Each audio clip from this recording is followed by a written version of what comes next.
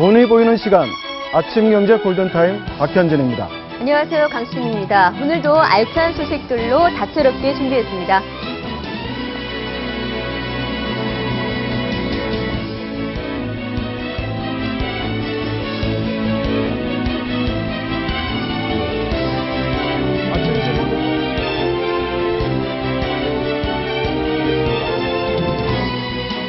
아침신문으로 오늘 주요 소식 살펴보겠습니다. 청년 실업률이 심각한데요. 스카이 아시죠? 서울대, 고려대, 연세대, 명문대조차 인문계 졸업생들의 취업이 만만치 않다고 합니다. 상경대를 제외한 사회인문계열은 절반도 취업하지 못했는데요. 기업들이 이공계 졸업생을 더 선호하기 때문입니다. 다음 뉴스 보시죠. 복지구조조정 드디어 칼을 뺐습니다. 새누리당이. 어제 유승민 새누리당 원내대표에 이어 김무성 대표까지 드디어 증세론을 들고 나왔습니다. 증세 없는 복지는 국민을 속이는 것이라고 강하게 비판을 했고요. 그러니까 사실상 유승민, 김무성 두 톱이 청와대를 공격하고 있는 양태를 띠고 있습니다. 예산을 재배분하고 증세를 어떻게 할 건지가 내년 총선까지 전국의 태풍이 될 것 같습니다. 과연 무상으로 어린이집을 다녔는데요. 그게 가능할지 궁금해집니다. 다음 뉴스 보시죠. 네, 오늘 입춘입니다. 하지만 경제지표는 아직도 한겨울이죠. 보시다시피 물가 상승률이 지표상으로는 두 달째 0%대를 유지하고 있는데요. 하지만 장바구니 물가 높아서 전혀 우리 국민들은 체감을 하지 못하고 있습니다. 그리고 취업자도 2.1% 늘었지만 청년 실업이 치솟아서 이것 또한 국민들이 크게 느끼지 못하고 있네요. 네, 오늘의 골든타임입니다. 한 남성이 온라인 쇼핑몰에서 핫초콜릿을 주문한 지 4년이 지나서야 물건을 제대로 받게 되는 황당한 일이 발생했습니다. 소비자 10명 가운데 3명이 이 같은 크고 작은 택배 배달 사고로 피해를 입고 있습니다. 이건희 삼성전자 회장 소유의 서울 장충동 주택이 최근 사무실과 직업훈련소로 리모델링 공사를 하면서 이 주택 용도에 대한 궁금증이 커지고 있습니다. 삼성은 아직 구체적인 활용 계획은 결정되지 않았다고 밝혔습니다. 지난해 공식 은퇴를 선언한 박지성 선수, 세 번째로 자서전을 냈습니다. 2002년 월드컵 이후 여러 차례 백지수표 제의를 받았고 브라질 월드컵 출전을 고사한 이유 등 뒷이야기가 담겼습니다. 네, 성형수술 부작용 3건 가운데 1건은 얼굴의 경우 균형이 맞지 않아 생기는 것으로 나타났습니다. 하지만 피해자 대부분은 보상을 받지 못하고 있습니다. 마지막입니다. 북한 김정은의 여동생 김여정이 현지 지도에 나선 김정은을 잇따라 수행하면서 국정 전반에 2인자 역할을 하고 있다는 분석이 나오고 있습니다. 네, 오늘의 골든타임, 오늘 정철진 경제 칼럼니스트, 김경진 변호사, 그리고 허진석 경제부 차장과 함께 짚어보도록 하겠습니다.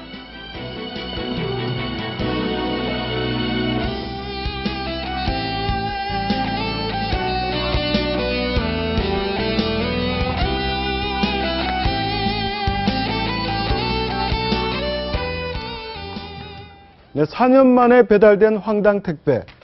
과연 어떤 내용인지 네. 리포트부터 보시죠.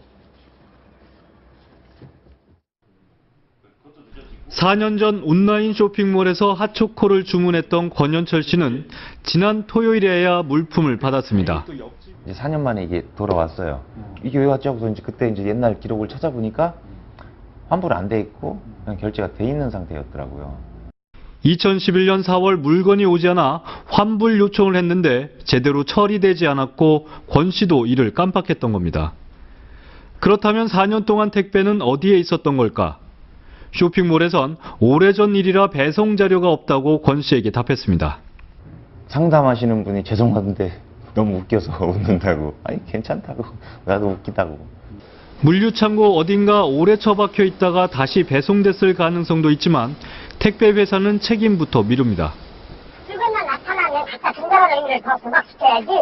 그거는 분기가 수박이 더 낫죠, 오히려.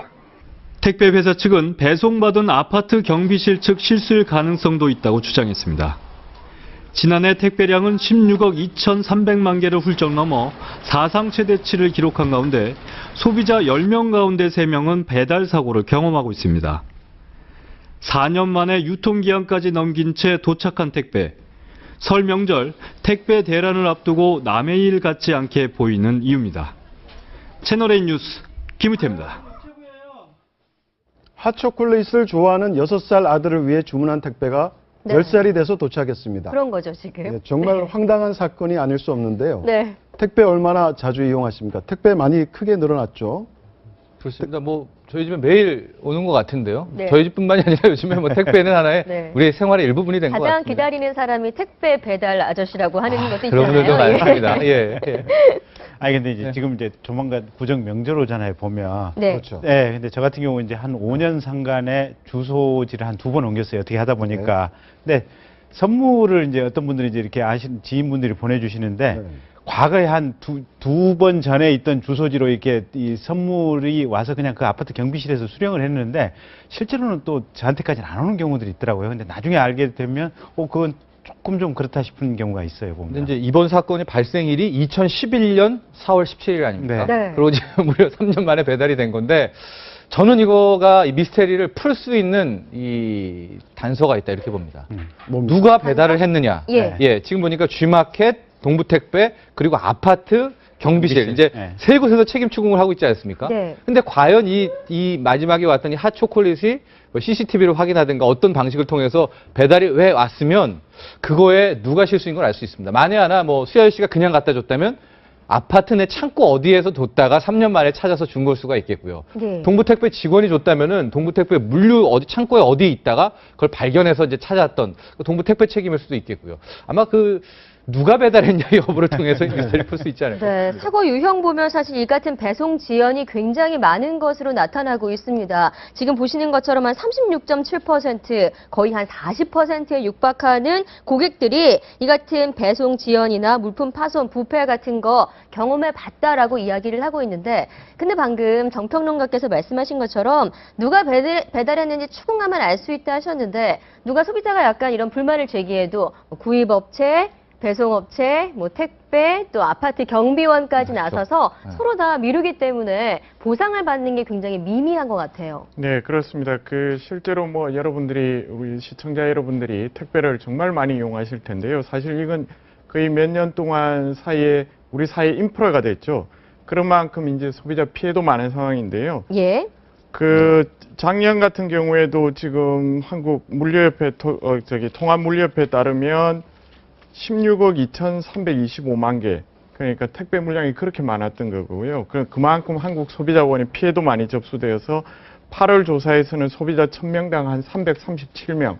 그러니까 10분 중에 한 3분은 이런 피해를 당하고 있는데 보상은 한 25% 정도밖에 못 받는 걸로 나타나 있습니다. 그만큼 이번 사례에서도 뭐 보시다시피 알 수 있지만 금액이 작아서 그런데 이번 경우에도 네. 소비자 여러분들도 이제 잘 챙기셔야 됩니다. 그러니까 내가 환불 조치를 했다고 그냥 의뢰 환불이 됐겠거니 그러지 마시고 꼭 챙겨봐야 이런 황당한 피해를 안 당하실 수 있을 것 같습니다. 그럼 과연 이런 황당한 피해를 당했을 경우 어떻게 보상을 받을 수 있는 방법을 유일한- 좀 설명을 해주시죠. 예, 유일한 단서가 운송장입니다. 운송장. 그래서 요즘에 이제 주부들 보면은 이제 클립을 통해 가지고 운송장을 쭉 갖고 있는데 예. 네. 전산화된 지가 3년, 4년 됐거든요. 그러니까 운송장만 있으면은 거기 뭐 가격, 수량, 시간, 택배 배달한 기사 네. 코드까지 다 들어 있습니다. 네. 문제는 그걸 잊어버려서 그렇지 그것만 보관하고 있다면은 요즘에 뭐 항의하거나 다시 손해배상 받거나 전화로만 리콜 받기에도 그 운송장 여부가 중요하니까 꼭 보관하시기 바랍니다. 네, 설이 지금 다가오고 있습니다. 택배 특수라고 불리는데 그렇죠. 말씀하셨듯이 운송장 잘 보관하셔서 이런 사고 좀 미연에 좀 방지를 하셔야 되겠습니다. 네. 네, 다음 주제로 좀 넘어가 볼까요?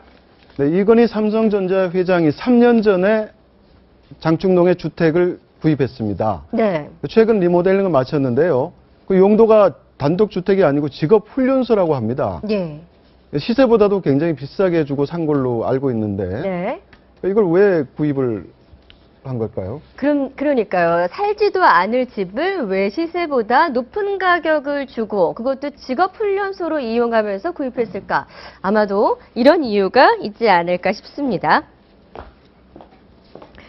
자, 풍수학자들이 입을 모아서 서울의 대표적인 명당이라 꼽는 곳, 바로 장충동입니다. 장군이 지휘하는 장군 대좌형의 명당이라고 하는데요. 그래서일까요? 대한민국의 대표 기업인 삼성그룹이 이 장충동에 뿌리를 두고 있습니다. 이 일대가 삼성타운으로 불리기 시작한 건 장충동 1가 110번지에 이병철 창업주의 본가가 위치하고 붙어라는데요. 지도에서 보면 뭐 한 이쯤 정도가 될 것 같습니다. 이 110번지 뒤로 이 범 삼성가의 당자인 이재현 CJ 삼성그룹 회장의 집이 있습니다. 이름이 재원빌라라고 하는데 이 재원빌라와의 담벼락을 지금 한솔그룹의 오너 일가가 같이 사용을 하고 있습니다. 보면 삼성, CJ, 한솔그룹이 모두 지금 붙어있는 모양새인데 한솔그룹, 이병철 창업주의 맏딸이 바로 이인희 한솔그룹의 고문이죠. 이병철 창업주의 막내딸인 이명희 회장의 신세계그룹 역시 이 지역에 상당한 부동산을 소유하고 있습니다. 이뿐인가요? 동호로만 건너면 호텔 신라가 장충체육관 뒤편에서 이 일대를 내려다보고 있습니다. 그런데 이런 장충동에 지난해부터 긴장감이 좀 높아지고 있다고 합니다. CJ, 호텔신라, 신세계, 한솔그룹이 이 장충동 땅을 잇따라 사들이고 있기 때문이라는데요.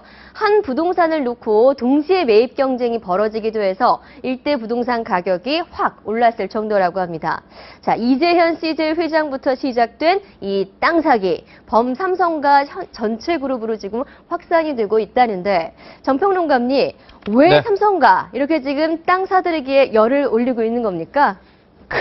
뭐 의도야 알 수가 없지만 이제 세간에 나오는 것은 역시 이제 샀던 시점에 많이 주목을 하고 있는 네. 것 같습니다. 아마 이게 이제 삼성 장충동의 101번지 땅에 있는 앞에 있는 주택입니다. 근데 110번지는 그 이병철 이 그렇죠. 창업주가 살던 집이었고 그 앞을 그렇죠. 왜 바로 샀나? 맞은편이죠. 맞은편이었고요. 실은 그 앞 골목이 굉장히 의미가 있는데 이게 이제 2012년 당시에 CJ가 삼성 미행했네 말았네 어떤 그런 삼성 CJ 간의 묘한 갈등이 있었던 시기에 아마 이것을 350억을 주고 구입을 한 것 같은데 네. 예. 실은 장충동 터전에는 지금 CJ가가 더 뿌리를 내리고 있습니다. 이미 삼성가는 한남동으로 넘어오다 넘어온 이전에 CJ가 그렇죠. 내리고 네, 있다. 뿌리고 있고 이제 오히려 이 삼성 쪽은 한남동 쪽으로 이제 한남동 프로젝트라고 해서 네. 이전한 상태인데 지금 다시 장충동으로 들어가고 여기를 이제 이런저런 직업 훈련소 이렇게 개조하는 목적은 여러 가지가 있겠지만 이 장충동을 포기할 수 없겠다. 이것을 이제 CJ 측에만 내줄 수 없겠다. 뭐 이런 의도가 있지 않느냐라는 이제 분석이고요. 왜 뭐 여기에 다시 사느냐 거기에 대해서는 여러 가지 해석이 있을 수가 있겠죠. 네, 근데 뭐 삼성뿐만이 아니라 지금 뭐 삼성과 CJ, 한솔그룹까지 모두 다 지금 장충동 땅에 붙은 건데 그렇죠. 삼성만이 아니라 다른 기업들도 있더라고요. 그렇습니다. 풍수적으로 정말 좋은 땅인가 봐요. 가장 좋고요. 풍수지리설에 권력 욕심이 있으면 가회동으로 가고 네. 돈을 벌고 싶으면 장충동으로 가고요. 네. 권력과 재물을 좀 반반씩 나누고 싶으면 평창동으로 가라. 근데 그런 이게 게 이제 있군요. 유명한 말이 있어서 네. 옛날부터 이 장충동은 뭐 100이면 100 풍수지리설 하시는 분들이 돈과 관련해서는 이 땅을 벗어날 수 없다라고 해서 지금 보면 장충동에 들어간 그 그룹들이 굉장히 많습니다. 그래서 네. 아마 이 뭐 아까 삼성그룹, 한솔그룹뿐만이 아니라 뭐 지금 웬만한 그룹들 다 여기 들어가 있거든요. 그래서 네. 아마 이 장충동에 대한 매력도 계속되는 것 같습니다. 그러니까 풍수에서 보면 일단 산은 권력으로 친답니다. 네. 그래서 가해동 같은 경우 뒤에 지금 인왕산이 버티고 있지 않습니까? 그래서 그렇죠. 든든한 권력이 있다. 그래서 가해동을 가라는 거고. 아, 권력을 잡고 싶으면 권력을 가회동. 예. 예. 그다음에 풍수지리에서 또 물, 한강 물은 돈이다. 아. 그래서 앞에 큰 물줄기, 돈줄기가 흐르는 것을 바라보고 싶으면 장충동이나 이태원으로 가라. 네. 그러다 보니까 대재벌들이 특히 지금 이병철가가 모여 있는 장충동 쪽에 저렇게 땅을 찾는 수요가 좀 크지 않나. 근데 이 경우에는 지금 왜 지금 삼성가에서 이 장충동 이 땅을 가지고 지금 경쟁을 벌였는지 그 부분은 좀 불명하지는 않은데 네. 아마 CJ 측하고 여러 가지 좀 결국은 선대 이병철 회장의 유지를 누가 이어받는 주력이 되느냐 그런 네. 경쟁 관계에 있을 때 아마 이 땅을 매입하려고 하다 보니까 가격이 좀 높아지지 않았나 싶습니다. 뭐 세간에 그런 추측도 나오고 있죠. 네, 민간인들은 뭔가 알 수 없는 이 재벌가만의 묘한 경쟁이 좀 있는가 봅니다. 자, 박지성 선수, 스포츠 국민 선수 얘기를 좀 해볼게요. 아까 박지성 선수 얘기 있었는데 그 전에 김연아 선수 얘기를 좀 먼저 할까요? 그렇죠. 네. 아, 그 밴쿠버에서 같이 금메달을 일궈냈던 브라이언 오서 코치. 근데 요즘에 김연아 선수를 공개적으로 좀 약간 뭔가 이렇게 소위 요즘 공격 하는 없죠? 말로 공격, 네. 뭐 디스를 하고 있는 것 같아요. 네. 네. 왜 그런 겁니까? 뭐 네티즌 사이 오석 코치의 막말 네. 뭐 이런 식으로 해서 많이 뜨고 있는데요. 정확히 코멘트를 보면은요. 이제 소치 올림픽 끝나고 나서 평가를 한 겁니다. 이 브라이언 오석 코치가. 그랬는데 가장 잘했던 선수는 소트니코바.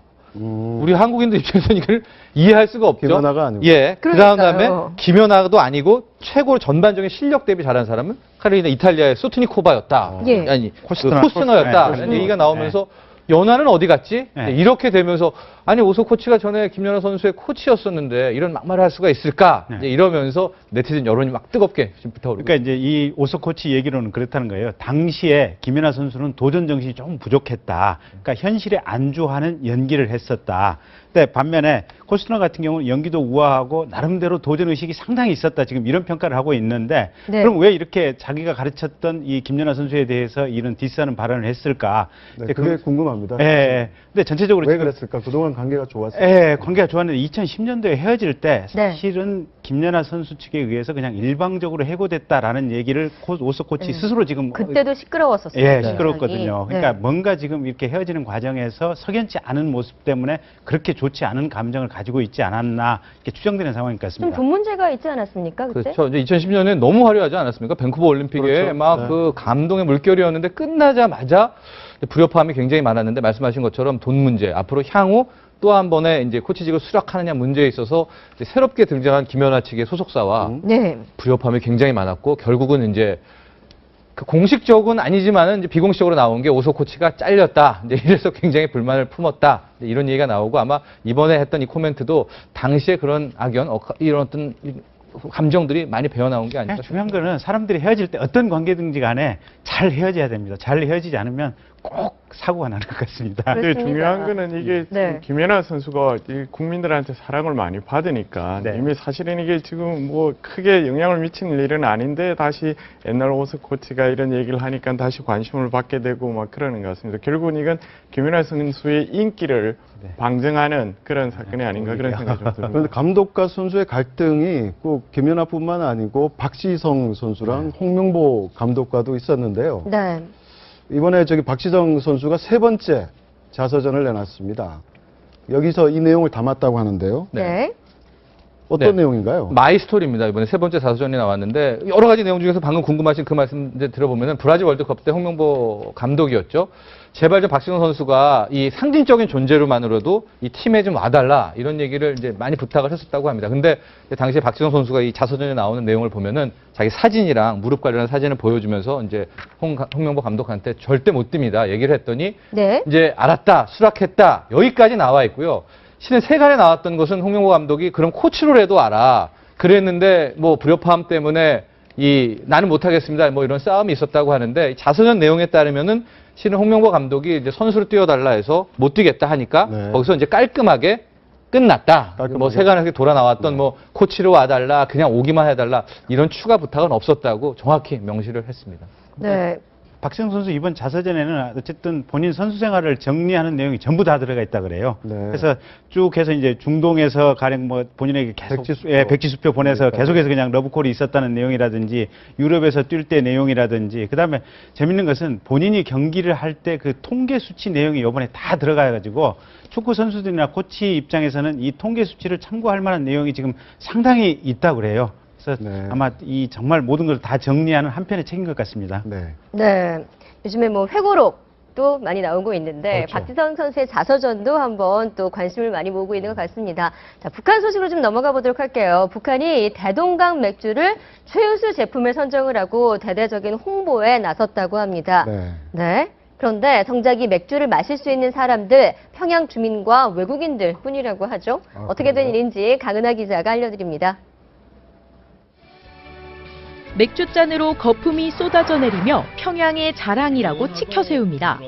평양의 자랑 대동강 맥주. 평양의 자랑 대동강 맥주. 북한에선 대동강 맥주에 대해 광고를 따로 만들어 방영하고 영화를 제작할 만큼 자부심이 대단합니다. 맥주 생산이 불량한 원료를 우선적으로 보장해 주도록 모든 조치를 취해 주시고 그 공급 대책도 세워 주셨습니다. 맥주를 더 맛좋고 진좋게 생산하자고. 제가 들고 있는 이것이 대동강 맥주입니다. 뒷면을 보시면 북한에서 만들어졌음을 알리는 Made in DPRK라는 글자가 새겨져 있습니다. 북한에서 생산돼 중국으로 유통된 겁니다. 북한은 지난달 대동강 맥주의 품질 메달을 수여하고 식품안전관리 인증도 획득했다며 대대적인 선전에 나섰습니다. 특히 대동강 맥주는 외국인 관광객을 대상으로 하는 투어가 따로 있고 한때 미국 수출을 준비했을 정도로 외화벌이에도 큰 공을 세우는 품목. 하지만 북한에서 대동강 맥주는 아무나 즐길 수 없는 사실상 귀족 술입니다. 북한 보도에서조차 평양 시민들이 즐겨 찾는 대중 음료라며 한정된 소비 계층을 반영할 정도입니다. 그야말로 일반 주민들에겐 대동강 맥주는 그림의 떡인 셈입니다. 채널A 뉴스 강은하입니다.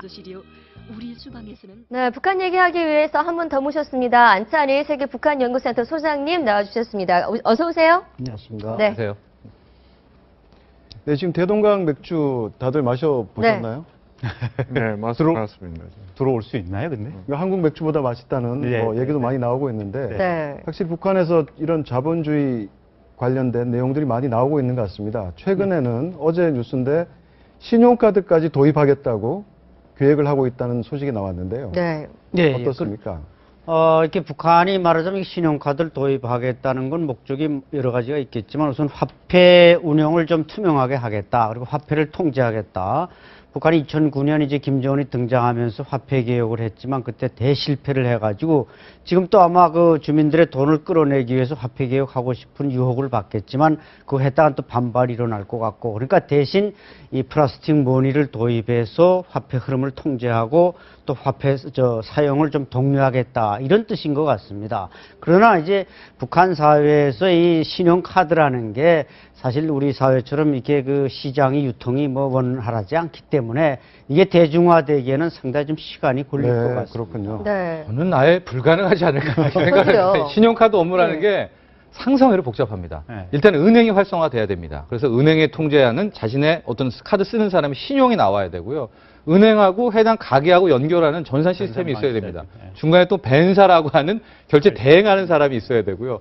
그러니까 이 지금 은행도 북한이 활성화가 돼 있지 않지 않습니까? 네. 예, 북한 제1은행은 있긴 하지만 그렇죠. 그러니까, 예. 바로 이제 이 카드 문제를 북한의 조선중앙은행 총재인 김천균이가 이제 그 발표를 했단 말이죠. 그러니까 의욕적으로 한번 해보겠다 이렇게 말은 하는데 아닌 게 아니라 이건 평양에서 몇 개 이제 해당화관이니 무슨 옥류관이니 몇 개 식당이나 이런 백화점에서 처음에 사용하다가 그 다음에 이제 이걸 대중화해야지 현재 북한의 은행 시스템을 가지고 전반적으로 신용카드를 도입한다 이것은 뭐 전혀 불가능한 일입니다. 그러니까 이게 북한 당국의 정책 목표는 이런 것 같아요. 그러니까 그 집안에 돈을 숨겨놓고 네. 공식적으로 지금 은행에 예금을 안 하고 있다 보니까 신용카드가 숨겨놓은 돈을 은행에다가 나오는. 예금을 하도록 이걸 끌어내기 위해서 신용카드 경제를 좀 활성화시켜 보겠다. 이게 정책 목표인 것 같은데 예. 지금 보시는 화면이 바로 북한의 이번에 새로 나온 현금 카드라고 합니다. 신용카드인데 전자결제 카드 뭐 사용 설명서 이런 것도 있고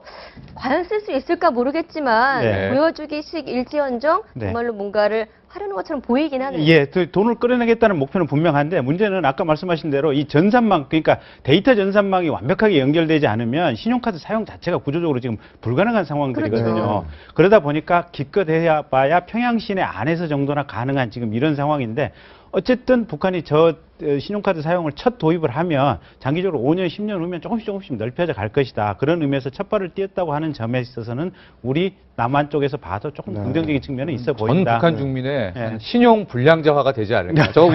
우리도 카드 체납도 있지 않았습니까? 네. 처음 네. 카드 잡으면은 보기엔 좀 그러죠. 무조건 긁고 무조건 현금 서비스 받을 텐데 네. 과연 그걸 북한 정부나 그러니까 경제 김대중 정부 받아들일 수가 때도 있을지. 이게 네. 어떻게 보면 소비를 좀 활성화시켜서 경제를 막 돌리기 그렇죠. 위해서는 네. 이렇게 막 쓰게 해야 되거든요. 소비 촉진에 가장 예, 그러다 보니까 강력한 신용카드 도구가 외상을 남발시키는 가장 네. 좋은 방법이 신용카드다 보니까 북한 당국자들이 그런 생각을 할 수도 있지 않았나 싶습니다. 네, 알겠습니다. 네, 북한의 신기한 신용카드 얘기해봤고요. 북한 얘기하면 빠질 수 없는 거 바로 북한의 여성들 얘기인데 새롭진 않긴 해요. 이 오빠 밀착 수행이라고 저희가 제목을 뽑았는데 김여정이 지난 1월에만 뭐 김정은 공개 활동을 7번이나 수행했다 하면서 또 핵심 실세다라는 얘기 나오고 있어요. 그렇죠. 이 김여정은 뭐 김정은의 동생이니까 이제 김경희의 역할을 대신한다 이런 말도 있지만 실제적으로 김경희 촉이 등장했을 때나 권력 강화에 비하면은 10배, 20배 더 역할이 큽니다. 이것은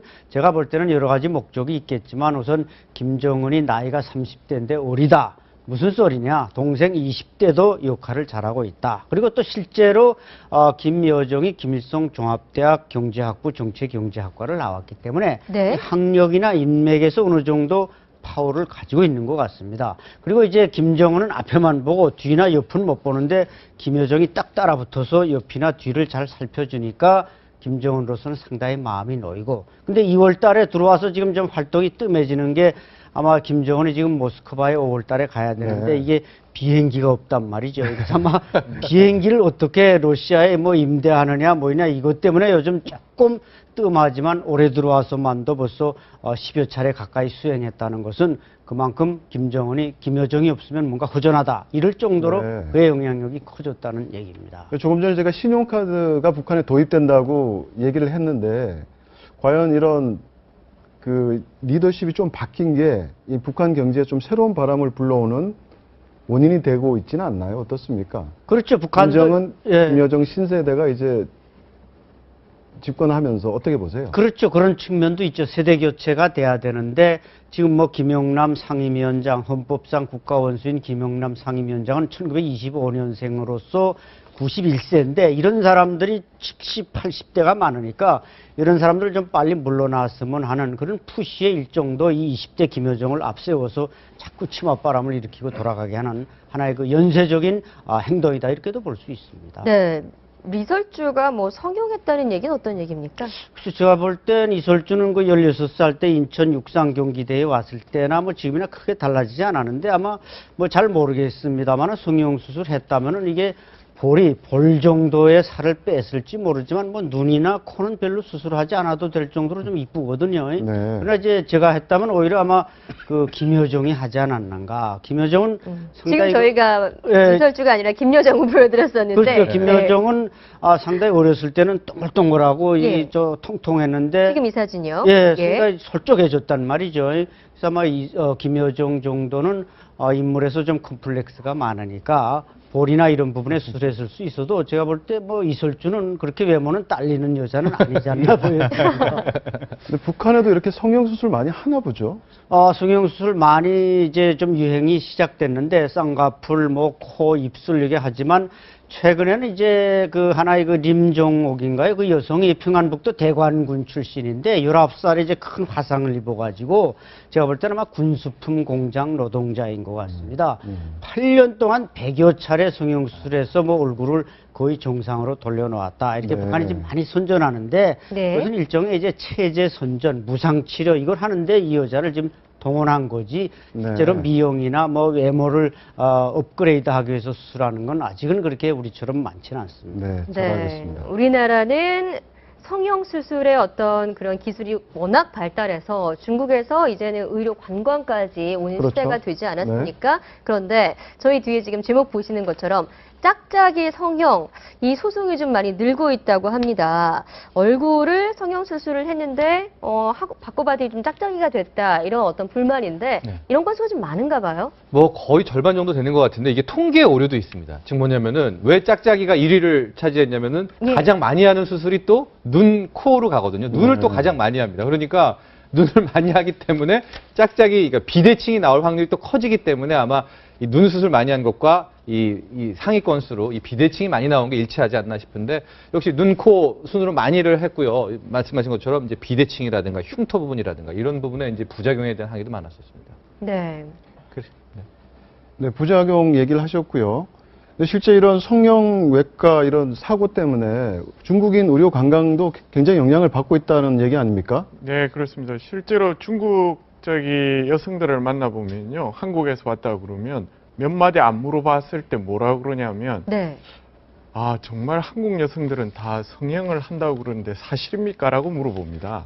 한국 여성들은. 그만큼 네. 이제 한국의 성형에 대해서 중국에서 여성들의 관심이 높고 이미 잘 알려진 대로 뭐 의사분들이 주말에만 중국에 출장을 네. 가서 뭐 그렇죠. 하루 이틀 일하고 돈을 뭐 기백만 원, 천만 원씩 받고서 이렇게 온다는 것들 잘 알려졌는데 최근에 그런 사고도 있지 않았습니까? 한국에 왔던 중국 여성이 성형수술을 받고 뇌사 상태에 빠지는 그런 사건들이 이제 계속 생기는 게 과도한 수요 그리고 뭐 이제 성형수술을 네. 뭐 전문의가 아닌 사람들도 시행하는 그런 것들 때문에 조금씩 삐걱거리고 있는 게 아닌가 그런 생각이 들어서 그러니까 문제가 우리나라에 지금 중국인들 중에 이게 성형하러 1년에 들어오는 숫자가 5만에서 10만 정도 된다고 지금 추정이 된다는 것 네. 같거든요.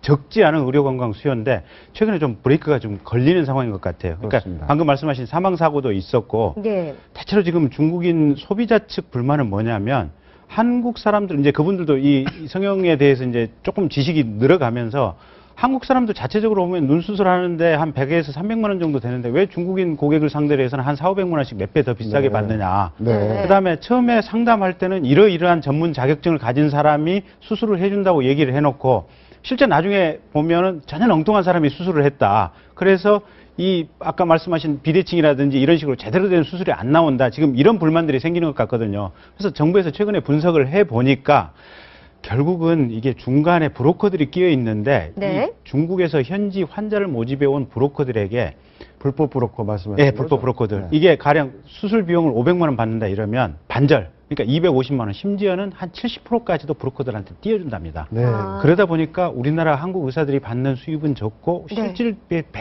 더 큰 덩치는 지금 브로커들이 가져가다 보니까 이 성형수술 이 시장이 굉장히 기형적으로 가고 있다. 그렇네요. 그래서 정부가 뭔가 이 점에 대해서 대책을 좀 내놔야 될 시점이 아닌가 싶습니다. 네, 잘 알겠습니다. 네, 오늘의 골든타임 주요 이슈들 숨가쁘게 좀 짚어봤습니다. 잠시 쉬어가도록 할까요? 돈 버는 비법 알려드릴게요. 은퇴 후에 나는 무엇을 할까 걱정하시는 분들 요즘에 참 많으시지 네, 많죠. 않습니까? 지금 이 시간 아마 좀 주목하시면 좋을 것 같은데 은퇴 후에도 든든한 유망적인 베스트 3 직종 손지원 아나운서가 알려드린다고 합니다. 네, 비법 공개 돈이 보인다. 오늘의 주제는 은퇴 후 유망 직업 베스트 3입니다. 바야흐로 100세 시대 은퇴 후 새로운 직업으로 제2의 인생을 사는 것은 이제 선택의 문제가 아닌데요. 그래서 오늘은 은퇴 후 시니어들에게 추천할 만한 유망 직업을 준비해봤습니다. 그 첫 번째는 고객과 함께 나이 들어가는 금융 노년 전문가입니다. 보통 금융계 종사자들은 젊은 편이어서 나이가 들어가는 고객의 특성 변화를 제대로 파악하지 못하는 경우가 많은데요. 금융 노년 전문가는 자신의 미래 고객들에게 노년학에 대한 심층적인 지식을 제공해 이러한 한계를 극복하고 다양한 금융 상품을 통해 체계적인 자산 관리는 물론 고령자 관련 보험 및 리스크 관리 등을 담당합니다. 은퇴 후 유망 직업 두 번째는 시니어 용품 머천다이저인데요. 노년층을 대상으로 하는 실버마켓에서 상품 판매, 시장 분석, 진열 및 판매 등 유통 전 단계에 걸친 업무를 담당하는 직업입니다. 최첨단 의료기기 등 고령자들에게 필요한 상품을 파악 분석하고 유용한 상품을 추천해주는 거죠. 은퇴 후 유망 직업 그 세 번째는 바로 반려동물 매니저입니다.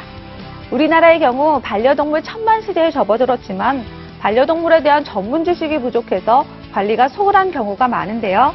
반려동물 매니저는 반려동물의 미용, 장례식, 휴가기간 위탁 관리 등 다양한 분야에서 활동합니다. 은퇴가 다가오면 무슨 일을 해야 하나 막막한 것이 현실이지만요. 이렇게 잘 찾아보면 시니어들이 필요로 하는 곳이 참 많은데요. 비법 공개 돈이 보인다. 내일은 더 솔깃한 돈 버는 비법 가지고 돌아오겠습니다. 오늘 아침에 바라본 이슈 박상원 공간과 미디어 소장, 박상병 정치평론가, 김경진 변호사 함께 하시겠습니다. 어서 오십시오. 네, 안녕하십니까. 어서 들어오세요. 네. 자, 지금 정치 얘기. 새누리당 김무성 대표와 유승민 원내대표 이른바 비박의 투톱이 완성이 되자마자 청와대에 어제 직격탄을 날렸습니다. 박근혜 정부의 대표 공약이었던 이 증세 없는 복지 문제에 대해서 작심한 듯한 발언들을 쏟아낸 거죠. 먼저 김무성 대표 발언 들어보시죠. 증세 없는 복지는 불가능하며 정치인이 그러한 말로 국민을 속이는 것은 옳지 못합니다. 네, 김무성 대표가 박근혜 대통령 생일 맞아서 난 보낸 게 2월 2일이었는데 난의 어떤 그런 힘이 좀 하루밖에 못 갔습니다.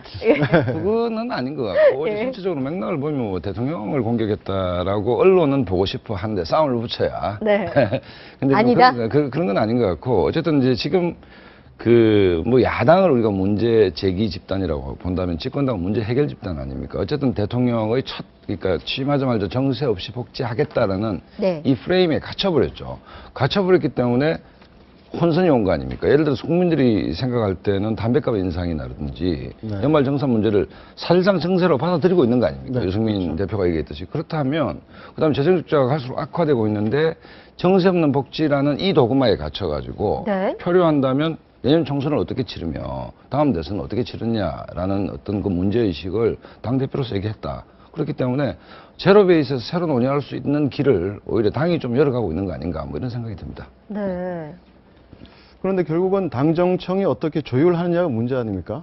어제 그 얘기 됐죠. 현재로서는 뭐 2년 동안에 당정청 회의 거의 두 번 두 했다고. 번밖에 안 했다고. 근데 그게 직격탄인데 이 문제는 오히려 이제 앞으로 당이 견인해가겠다는 얘기고 당청은 한 몸 아닙니까? 대통령도 신년기조에서 당청은 한 몸이다. 뭐 다 그래 얘기하지만 한 몸이면 뭐합니까? 만나지질 않는데 그렇기 때문에 좀 보고 얘기 좀 하자는 얘기니까 뭐 그건 적절한 문제 제기다 봅니다. 예. 근데 실제로 어제 이 문제에 대해서 박근혜 대통령께서 국무회의에서 언급이 있을 거라고 다들 예상을 했는데 네. 전혀 없었거든요. 언급하면 안 되죠. 언급하면 안 이거는 되죠. 그렇죠. 이거는 딱히 박근혜 대통령이 문제다 또는 최경환 부총리가 문제다가 아니라 여당 대표잖아요. 일종의 자기 반성이고 자기 성찰인 거죠. 저는 그렇게 보여요. 야당은 그렇지. 야당은 박근혜 대통령 향해서 직격탄을 쐈다. 또는 초유 노믹스에 대해서 무슨 치명상을 날렸다. 뭐 이렇게 얘기할 수 있으나 여당 대표가 국민의 여론을 반영해서 이 얘기하는 것은 저는 자기 성찰이라고 봅니다. 그렇게 보는 게 네. 맞는 얘기고 네. 그 듣는 입장에서는 박근혜 대통령 뜨끔했겠죠. 최경환이 그냥 이거 큰일 났다. 앞으로 어떡하지? 등등 얘기할 수 있겠으나 네. 자기 성찰인데 저는 어제 김무성 대표의 교수단체 대표 연설을 들으면 두 가지 생각을 했습니다. 하나는 김무성 대표의 보폭이 엄청 커졌다. 놀랄 정도로 커졌다. 네. 어떻게 커졌을까 싶으면 궁금할 정도로 엄청 커졌습니다. 네. 이 스탠스 자체가. 완전 자신감을 갖고 자신감이 있는 거. 충만하다. 상당히 그런 거. 그러니까 국민의 목소리를 적극적으로 반영하면서 집권당 대표단 메시지를 든다 하나. 두 번째 문제는 뭐냐면 앞으로 정책 문제와 관련해서는 이제는 정부나 청와대에서 시키는 대로 하지 않겠다는 메시지를 정확히 던졌다. 네. 국민이 반대하면 안 된다는 얘기를 던진 것이다. 이거는 집권당 대표다운 일종의 메시지를 던진 겁니다. 앞으로 만약에 최경환 경기부총리가 청와대 오달 받아서 자, 이 얘기는 이번 6월 임시국가에 해주세요. 라고 하면 앞으로 못 나옵니다, 이제는.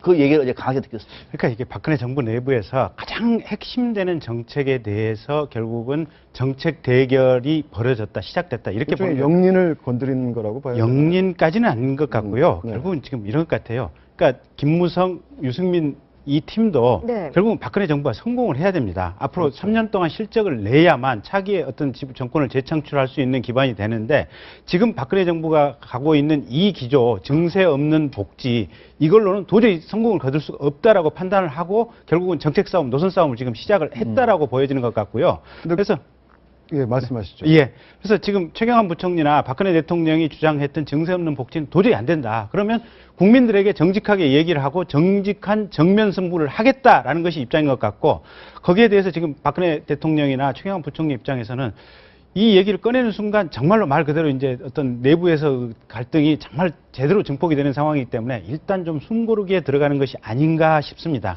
그런 측면도 있고 큰 흐름상 보면 이제 이른바 그 새누리당이 새로운 아젠다를 좀 선점해가는 경향도 있습니다. 왜냐하면 야당이 좀 당황스러워요. 그렇죠. 그러니까 청와대가 할 수 없는 얘기. 일단 대통령의 프레임이 있지 않습니까? 정세 없이 복지하겠다. 네. 135조 정세 없이 하겠다 했는데 이걸 청와대 스스로 번복할 수는 없는 거거든요. 당에서 길을 열어주는 측면도 있고 시대정신상 봤을 때는 첫 번째 무상 시리즈는 복지에 대한 문제제기였습니다. 그렇죠. 초보적 문제제기였다면 이제는 마치고 저녁 식사하러 가시죠. 제가 사겠습니다. 그리고 집에 계산서가 날라오는 거 아닙니까? 그렇죠. 누가 돈을 낼 것인가? 과연 이 비용은 어디서 나오는 것인가에 대한 문제제기이시죠.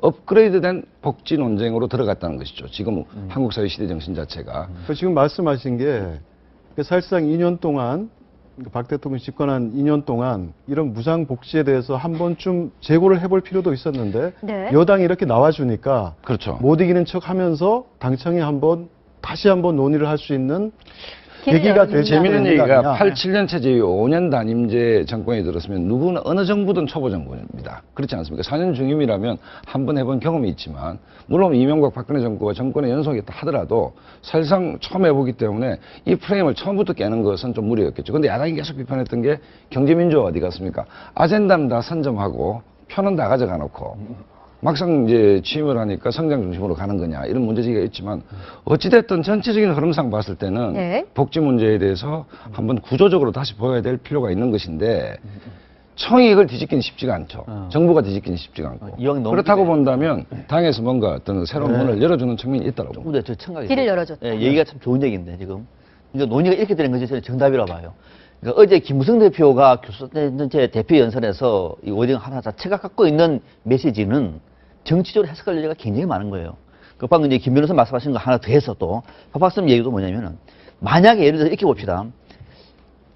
이번 이제 내년 총선을 앞두고 야당에서 정세와 복지를 양쪽으로 강화시키면서 법인세를 강화하는 쪽으로 방향을 잡았을 경우에는 새누리당은 어떻게 될까? 할 말이 없는 거예요. 우리도 앞으로 그럼 우리는 복지 있는 정치 하겠다고 얘기하면 야당 따라가는 것이고 복지 없는 정치를 계속 하겠다고 얘기하면 또 거짓말을 하고 있는 거예요. 이거는 선거 전략에서 완전히 져버리는 거예요. 선거 전략에서. 그러니까 이 얘기를 누가 집권당 대표가 처음에 바로 치고 나온 겁니다. 바로 그날 그럼 야당은 무슨 논쟁을 했느냐? 경선 룰 논쟁을 했어요. 그렇죠. 바로 그날입니다. 경선 룰. 자, 이것을 국민들이 지금 그러니까 여당을 지지하느냐 야당을 지지하는 문제가 아니라 여당과 야당을 놓고 봤을 때 지금 이 문제와 관련해서는 이미 새누리당이 선제적으로 이 문제가 치고 나오고 있는 아젠다를 선점하고 있는 것이고 이를테면 앞으로 만약에 프레임 전쟁에서 지금 이기고 있는 거죠. 그러면 그러니까 만약에 우리는 앞으로 정세를 강화해서 복지를 높이고 법인세 등등을 강화해서 과거에 박근혜 대통령이 얘기했던 이를테면은 뭐 경제 민주화와 관련된 상당 부분을 진전된 방향에서 내놓겠다라고 얘기했을 경우에는 지난 대선에 또 재판이 되는 거예요. 그럼 야당은 무슨 얘기하죠? 그러니까 이런 어떤 청사진을 어제 김무성 대표가 교수단체 대표 연설에서 쏘아 올린 것이다. 근데요, 저는 어제 보면서 이게 지금 김무성 대표 얘기하고 유승민 원내대표 얘기하고 배후에 깔려있는 방향성은 많이 다르다는 느낌이 들더라고요. 김무성 대표는. 재미난 지적인데. 네, 김무성 대표는. 워딩 자체는 같았잖아요. 워딩은 형식적으로 외부상으로는 비슷해요. 보면 이게 어차피 증세 없는 복지는 허구다라는 그 표현은 비슷한데 결국은 김무성 대표는 그렇기 때문에 결국은 현실적으로 거둘 수 있는 돈에는 한계가 있기 때문에 복지를 구조조정해야 된다는 측면의 방점이 찍혀 있는 것 같고 하우투 어떻게 할 거냐 방법론에 있어서 복지를 줄이는 쪽에 조금 더 관심이 있는 것 같고 그다음에 유승민 대표 같은 경우는 어차피 이미 간 복지는 더 줄일 수 없다. 그렇다고 한다면 법인세를 늘리든지 부가세를 늘리든지 증세 쪽에 어떤 초점을 둔 이런 방향의 해결책을 찾아야 된다. 그러니까 야당 쪽이 주장하는 쪽에 훨씬 무게중심이 실린 게 지금 유승민 원내대표의 발언이 아닌가. 그래서 지금 여당 내부에서도 그 흐름이 정확히 어떻게 될 것인지 그건 또 지켜봐야 될 문제인 것 같더라고요. 일단 큰 선거가 하나 허물어졌습니다. 일단 당대표 원내대표가 이제 정세 문제를 논의하기 시작했기 때문에 이게 이제 금기가 아니죠. 과거 뭐 통일 이제 개헌 문제 나왔을 때 대통령 한마디에 그거는 거의 금기시돼 버렸지 않습니까? 정세 문제와 개헌 문제는 설집권당 내에서 금기였습니다. 그런데 어제 당대표가 파트너십 얘기를 했거든요. 파트너십이라는 얘기는 당청이 파트너라는 얘기는 지금까지는 파트너가 아니었다는 얘기잖아요. 파트너가 아니면 뭡니까? 청와대가 가이드라인을 제시하면 당이 따라가는 거지 않습니까? 핵심적 금기가 그러니까 그 개헌 문제와 정세 문제였단 말입니다. 그런데 그게 방점이 어디 있든 간에 이제 이 선각이 하나 허물어졌기 때문에 백과정명, 백과제방이 시작될 거라고 저는 봅니다. 하여튼 정치권 굉장히 재밌어질 것 같습니다. 새누리당 당대표와 새 원내대표의 이 어제 발언, 이면의 의미들 저희가 좀 깊이 있게 짚어봤는데요. 박 대통령 어제 국무회의에서 이 당청 관계에 대한 언급은 말씀드렸듯이 없었습니다. 하지만 2주 전에부터 계속 갖고 있는 티타임 시간에 새로운 화두가 좀 하나가 떠올랐습니다. 바로 골프 이야기입니다. 직접 한번 들어보시죠.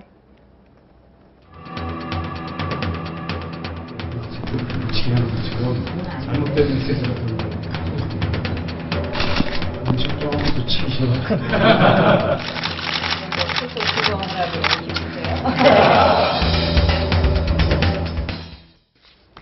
네, 제가 기억하기로는 예전에 모 인사가 골프 이제 쳐도 됩니까? 라고 물어봤을 때 제가 쳐라 마라 말씀드린 적 없다. 그런데 시간이 나시겠어요? 이렇게 물어봤거든요. 치지 말란 뜻이었는데 많이 바뀌셨습니다. 아니 그러니까 아까 5년 단위에 정권 초기에 이제 공직 기강 잡는다고 하면 처음 이제 때려잡는 게 이제 골프장 아닙니까? 골프장이고 사실은 또 이제 공직자 골프 문화가 문제가 있었던 것이 대부분 뭐 사업하시는 분들이 가서 이제 김영란법 통과되면 그것도 안 되겠지만 뭐 이렇게 이제 골프비 대신 내고 뭐 이렇게 접대 문화가 많았기 때문에 네. 부정적 측면도 있었죠. 어쨌든 뭐 정권 초기에 골프 치지 마라. 정권 중반, 후반에 설설 치라. 경기 활성화를 위해서. 이게 무슨 패턴처럼 돼 있습니다. 근데요, 이게 우리나라가 최근에 골프장이 너무 많이 들어왔어요. 네. 그래서 사실은 골프장 업체들 경영이 굉장히 어려워지고 있습니다. 그러니까 수도권 주변에 있는 골프장들은 별 문제가 없는데 저 남쪽으로 내려가면 거기는 사실 골프장 경영에 상당한 문제가 있어서 골프장 업체들이 정부에 대한 어떤 수건이 뭐냐면 제발 좀 특별 소비세 좀 깎아달라. 그게 그렇죠. 예, 네. 한 5만 원 정도 되지 않습니까? 그걸 없애주면 요금 인하가 되고 그래서 외국으로 골프 치러 나가는 사람들 국내로 수요를 돌려서 어느 정도 활성화가 될 수 있겠다. 이런 얘기를 자꾸 지금 정부에 전달을 하다 보니까 아마 대통령께서 저 말씀을 하신 건 그 어떤 업계 측의 얘기가 좀 반영된 것이 아닌가 싶습니다. 그러니까 고집을 꺾은 이유가 결국은 국내 서비스 산업을 좀 활성화해서 네. 경제에 좀 온기를 좀 쥐펴보겠다. 그게 가장 큰 이유가 아닐까요? 지금 네. 말씀하신 것처럼. 네, 저도 그렇게 봅니다. 저는 뭐 골프 요즘에는 안 칩니다만은 그 골프장 주변에 가면은 문을 닫는 뭐 의유점이나 것이 많다 그래요. 경제 활성화를 놓고 보면은 좀 문제는 좀 있는 거죠. 네, 박근혜 대통령이 초기에 왜 이경재 방통위원장이 당시에 골프 얘기를 했다가 혼났죠. 상당히 좀 부담이 됐고 또 지난해에도 골프 뭐 장관이 얘기를 했다가 제가 골프 치는 한 적 없다. 그러나 골프 칠 시간이 있으세요? 뭐 이렇게 말하면서 사실상 금지가 되지 않았습니까? 네. 근데 이제 올해입니까? 프레지던트컵 네. 골프 맞습니다. 대회가 네. 있기 때문에 박 대통령이 또 명예 회장이라 그러죠. 그래서 뭐 나름대로 좀 분위기 조성이 필요한데 저는 뭐 대통령 입장이 바뀌는 것이 아니라 그때그때 상황에 따라 달라질 수가 있는데 다만 이제 골프하고 공직자 기강하고는 좀 구별하자. 네. 지난 2년 동안 골프 사실상 금지가 됐습니다. 네. 공직자 기강이 잡혔습니까? 그러니까 그렇게 연결하지 말자는 거죠. 이거를 그러면 공직자 기강은 기강대로 잡고 그냥 골프는 골프 산업이라든지 또는 뭐 골프의 산업적인 측면에서 봐야 되는 거 그래서 그렇게 보는 것이 맞는 것이지 마치 대통령이 처음에 딱 앉자마자 자 골프 금지 공직자 기강 잡을 거야 막상 공직자들은 엉망이 돼버리는 예를 들면 이런 식으로는 너무 경직된 문화인 그러니까 거예요. 이런 식으로는 안 된다는 얘기예요. 박 대통령이 한 것을 잘했으나 앞으로 후임도 골프 문화하고 공직자 기강하고 같이 하지 마시라. 별개다. 예, 별개다. 좀 이렇게 구별하는 전략이 필요할 것 같아요. 그러니까 대통령께서 골프를 치라 마라라고 언급하는 것 자체가 그렇죠. 사실 굉장히 후진적인 어떤 정치 문화의 한 단면이라고 봐야죠. 네. 뭐 치면 치고 안 치면 안 치는 거지. 그걸 대통령께서 언급할 일은 전혀 아닌 것 또 같습니다. 하나는 이제 한국 사회가 이제 이 도시가 좀 집중돼 있지 않습니까? 네. 콘크리트밖에 없는데 특수세 문제 아까 김 변호사님 말씀하셨는데 미국 같은 경우에 만 원 주고 칠 수 있는 데도 있고 네. 또 노부부가 손잡고 이렇게 하는 데도 많고 자기가 카드를 직접 걸기도 하고 그다음에 뭐 비싼 데는 무지 비싼데 우리는 일괄 특수세가 있기 때문에 골프가 너무 비싸요 사실은 이 시민들이 즐기기에는. 그런데 예를 들어 주말에 대여섯 시간 가족들하고 잔디를 밟고 그걸 1인당 한 2, 3만 원에 즐길 수 있다면 좋은 거 아닙니까? 그렇기 때문에 산업적 측면에서도 보고 또 국민의 여가 측면에서 본다면 제도 개선을 좀 할 필요가 있다고 생각합니다. 근데 아마 골프 특수세를 내리게 된다면 이번에 담배값 인상하고 지금 맞물린 시점이기 때문에 정치적 함이라든지 어떤 역공이 만만치 않을 겁니다. 지금은 정부에서 지금 시점은 아닐 겁니다. 담배값 올리고 골프값 내린다고. 근데 이제 그게 이제 이 팔랑귀 효과라고 들어보셨죠? 정권이 자신이 없으면 뭘 하더라도 네. 김경기 변호사 말씀 들으면 이게 더 맞는 거예요. 그러니까 내릴 수도 없고 안 내릴 수도 없고 결국 그래 되면 되는 일이 아무것도 없는 지금 거예요. 건강보험 그 개편이 그렇지 않습니까? 한다고 1년 7개월 준비했다가 갑자기 보건복지부 장관이 안 한다고 했다가 또 지금 하는 걸로 됐지 않습니까? 지금 이 상황이어서 그러니까 제일 중요한 것은 정부가 또 대통령이 그냥 뚜벅뚜벅 본인이 생각한 정책 구상대로 가시는 게 제일 중요한 시점. 그래서 뚜벅뚜벅 특수세를 인하하면 된다고 저는.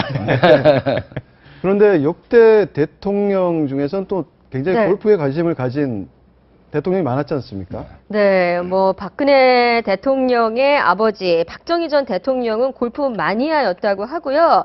전두환 전 대통령 같은 경우에는 대통령 가운데 역대 최고수의 골프 실력을 가졌었다고 합니다. 김영삼 전 대통령은 그런데 스윙을 크게 하다가 주저앉아서 엉덩방아 굴욕을 당한 뒤에 골프를 치지 않았다고 하기도 하고요. 노무현 대통령 같은 경우에는 폼이 굉장히 좋았는데 일각에서는 뭐 권양숙 여사의 폼이 더 좋다 이런 얘기도 있더라고요. 네. 예. 저게 지금 저 김종필 전 국무총리께서 골프 전문 TV 채널에 나와서 본인이 이제 직접 했던, 하신- 얘기하신 아, 내용들인 얘기하신 것 같은데요. 네. 제일 재밌는 부분이 김영삼 대통령 부분인 것 같아요. 그러니까 김영삼 대통령도 원래 골프를 치시긴 치셨대요.